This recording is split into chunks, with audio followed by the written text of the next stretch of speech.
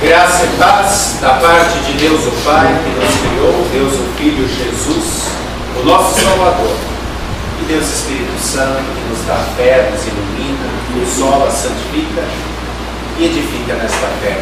Amém. Queremos meditar sobre o texto há pouco lido de Lucas 1, de maneira toda especial, versículo 31, aonde o anjo Gabriel diz a Maria: seu nome será Jesus. Esse é o tema de nossa mensagem. Pode ser mais. Queridos irmãos e irmãs em Cristo Jesus, texto maravilhoso, esse texto de Lucas 1, que é lido nesse último domingo de Advento, nesse último domingo de preparação para o Natal de Jesus. Maria está em casa e o anjo Gabriel aparece a ela.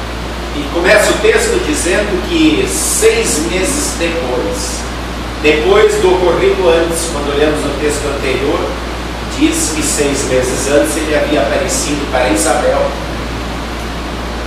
dizendo, para Zacarias e Isabel, dizendo que eles teriam um filho. Isabel, que era uma senhora idosa, estéril, teria um filho. E esse filho seria João Batista. Viria preparar o caminho para Jesus. João, de quem nós falamos aqui nos últimos domingos. Diz lá também que Isabel era das mulheres descendentes de Levi, de Arão. Ela era da tribo de Levi, assim como Maria, sua parente. Maria, diz o texto, que estava desposada, que estava prometida em casamento para José, que era da tribo de Judá, de quem deveria vir o descendente, porque naquela época sempre se contava a descendência a partir do homem. Interessante esse episódio, porque quando Gabriel aparece a Maria, diz: você é muito favorecida, e ela fica preocupada. Você foi favorecida por Deus? Ela: ué, o que é isso?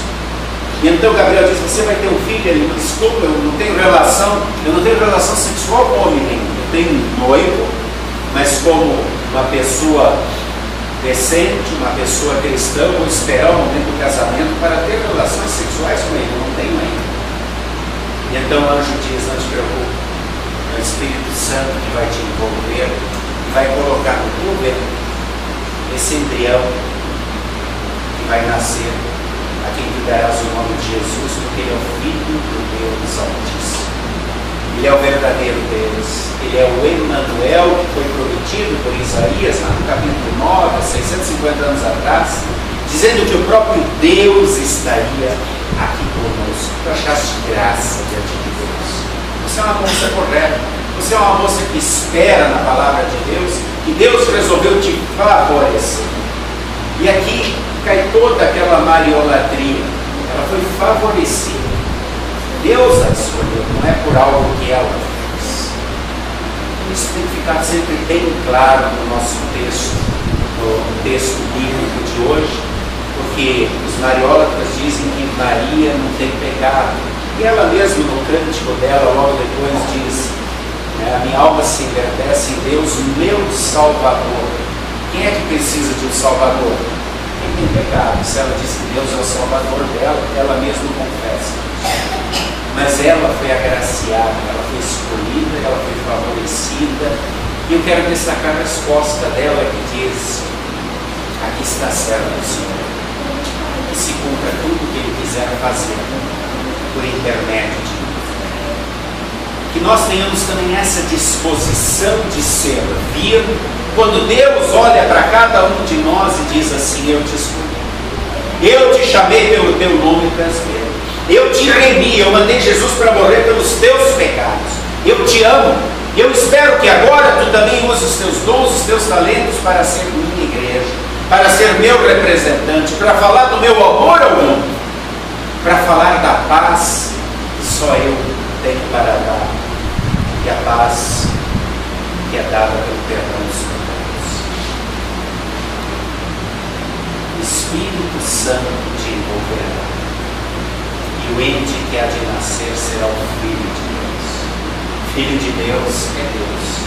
Muitos ainda hoje veem Jesus apenas como um grande líder, um revolucionário, ou um intermediário, algo tipo um anjo. Se assim fosse, ele não seria Salvador. Para salvar precisava ser Deus, precisava ser Filho de Deus. João, a respeito de Jesus, diz: eis que o Verbo se fez carne e habitou entre nós. O Verbo, a própria palavra de Deus que criou esse mundo. Tomé, quando vê Jesus, 8 dias depois da sua ressurreição, e Jesus manda que ele toque nos buracos, dos cravos e da lança, diz: Senhor meu, Deus meu. Jesus mesmo, a respeito de si, diz: eu e o Pai somos um. Quem vê a mim, vê ao Pai. Jesus de fato é Deus, senão não seria Salvador. Seu nome será Jesus. E a palavra Jesus significa Salvador. Queridos irmãos, como é importante o significado do nome na Escritura Sagrada. Desde o início da história foi assim. Eu não sei qual o significado do seu nome, mas cada nome tem um significado. Quando Deus cria o primeiro homem e dá o nome a ele de Adão, Adão significa vindo da terra. Quando Adão dá o nome da sua esposa de Eva, Eva significa vida. A partir dela, os seres humanos terão vida. Quando Eva recebe o seu primeiro filho, Caim, ela diz: o nome será Caim, porque adquiriu um varão com auxílio do Senhor. É Deus quem lhe está dando um presente. Esse é o significado. E assim nós vamos olhando os nomes da Bíblia e temos significados muito importantes. Por exemplo, Isaac. Quando Abraão teve o seu filho da promessa, já com 100 anos, chamado Isaac, esse nome não foi dado à toa. Um ano antes, quando Deus apareceu para Abraão e disse: vai ter um filho, Sara lá dentro da tenda estava rindo da sua incapacidade. Era uma senhora de 90 anos, idosa, estéril, não podia ter filho. Isaac significa aquele que foi concebido em meio a risos. E ela teve muito motivo para sorrir depois que Isaac nasceu. Ela disse: sou a mais feliz de todas as mulheres, a minha vida agora é só risos. Abraão teve motivo a sorrir porque viu em Isaac a promessa cumprida. E Jesus, lá em João 8,56, diz aos fariseus, aos líderes da época: Abraão riu, sorriu quando viu o meu dia. E eles discutem, você não tem nem 50 anos, como é que viu Abraão sorrir há 2000 anos atrás? Jesus é Deus, e isso ainda não entra na cabeça de muita gente. Com certeza Abraão sorriu muito mais quando ele havia levado Isaac, seu filho, para ser sacrificado, cumprindo a ordem de Deus, e Deus o substitui por aquele cordeiro que está lá engatado nos espinhos e diz: não, não mate, aqui está o cordeiro que vai substituir. E então Abraão se enche de alegria, de sorriso, de gratidão, porque vê o que acontecerá 2000 anos depois, quando Jesus também quando Deus vai enviar o seu único filho, assim como Abraão estava doando o seu único filho para Deus. O seu único filho agora vem para morrer por nós e é chamado de Cordeiro de Deus que tira o pecado do mundo. Isaac foi substituído pelo Cordeiro. Por isso que Jesus diz, há 2000 anos atrás, Isaac, Abraão sorriu quando viu o meu dia, quando viu seu filho sendo substituído pelo Cordeiro, que sou eu, que estou substituindo a cada um de vocês naquela cruz, para que vocês não morram, porque eu sou Jesus. Jesus é Salvador. Isaac pega o filho para os seus, pega a sua esposa, recebe a sua esposa, que Abraão mandou buscar do seu povo. O nome da esposa é Rebeca. Rebeca significa paciência. Haja paciência para cuidar de Esaú e Jacó, que brigam desde o ventre materno. Assim nós temos também Moisés, retirado das árvores. Nós temos João, que quando Isabel recebe João, diz: a graça do Senhor é comigo. João significa gracioso. Como são bonitos, importantes, significativos os nomes da Bíblia. Mas nenhum deles é mais significativo que Jesus. E porás o nome de Jesus, porque Ele salvará o seu povo dos pecados. Jesus é o Salvador. Desde o pecado de Adão e Eva, nós havíamos nos perdido, rumando para o inferno. E havia a promessa do Messias, do Cristo, ou seja, um dia Ele virá para nos salvar. E durante milhares e milhares de anos se viveu na espera desse Messias, desse Cristo. E quando Ele vem, Ele recebe o nome digno da sua missão, o Salvador, que se tornará substituto meu, substituto de cada um dos pecadores que creem que Ele veio por amor para nos salvar. E eu gosto de olhar para aquele momento da cruz, e como eu já falei aqui, Jesus não foi crucificado com 4, com 5, com 10 malfeitores, como era comum na época, várias crucificações. Ele foi crucificado com 2. E Ele não foi crucificado do lado, Ele foi crucificado no meio.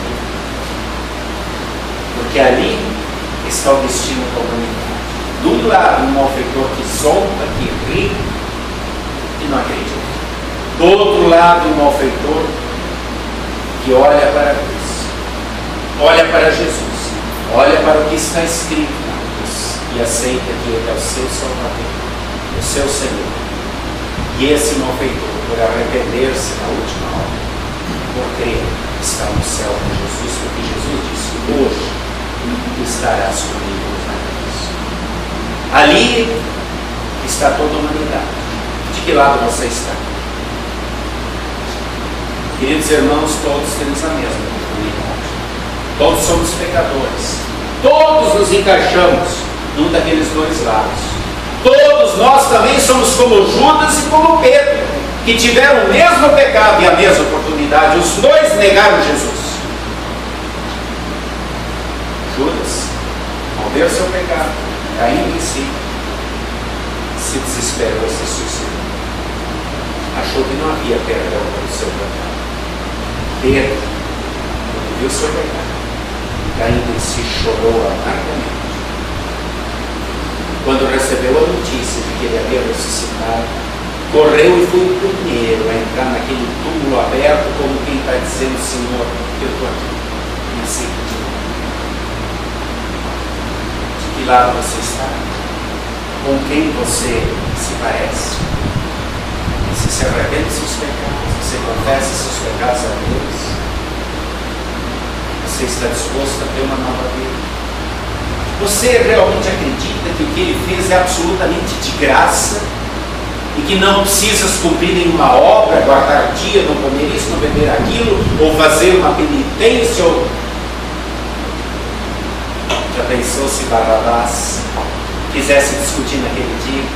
Ele sabia que a sua morte estava decretada, lá na prisão, esperando o seu momento chegar, e os soldados o levam, e ele está angustiado porque ele era um assassino, um revoltoso, sabia que ia morrer. E então, enquanto isso, Pilatos está negociando com a multidão: o que vocês querem? Esse que está condenado à morte aqui pelos seus erros, Barrabás ou Jesus, para ser crucificado? E Jesus escolheu. Então Pilatos olha para Barrabás e diz: está livre.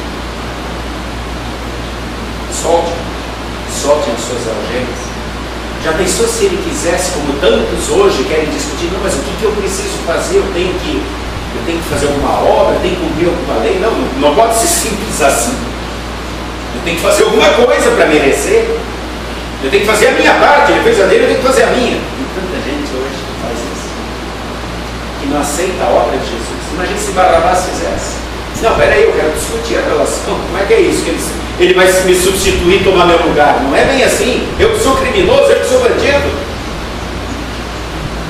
Barrabás deu no pé, estava livre. E sabe que Jesus não estava ali só substituindo Barrabás, não. Ele estava substituindo a mim, a ti. Nós deveríamos estar aqui. Agora, você quer negociar? Ou você realmente olha para Jesus e diz: ali está o meu Salvador,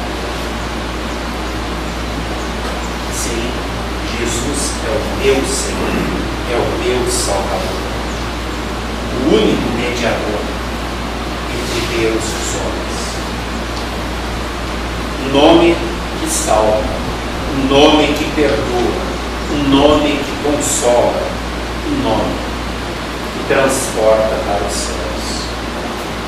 Queridos irmãos, como deve ter sido muito, além de assombroso, aquele momento em que os anjos naquela noite estavam cuidando dos ovelhas, a noite aparece aquela luz, os anjos cantando, os pastores se apavoram, e então o anjo diz lá em Lucas 1,10: não temais, eis aqui vos trago boa nova, evangelho de grande alegria, é que o será para todo o povo, é que hoje vos nasceu na cidade de Davi o Salvador, que é Cristo o Senhor. Você não está esperando o Cristo? Ele é o Salvador, primeiro o Salvador. Para se tornar o Messias que cumpre as promessas, ele tem que salvar. E aí ele é o Cristo o Senhor, o Rei que vai governar em nossos corações. Na cruz, lembra do que Pilatos escreveu? Querendo ridicularizar a cena, mas ele estava sendo inspirado pelo Espírito Santo. Ele escreve: Jesus Nazareno, Rei de Deus. Primeiro, a palavra Jesus, o Salvador que vem de Nazaré, que é o Rei dos Judeus.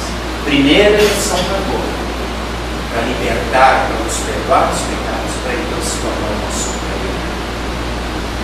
Um reino que não é conquistado à força, não é um reino de majestade, não é um reino de castelos, de riqueza, é um reino de paz, é um reino de perdão, é um reino de amor.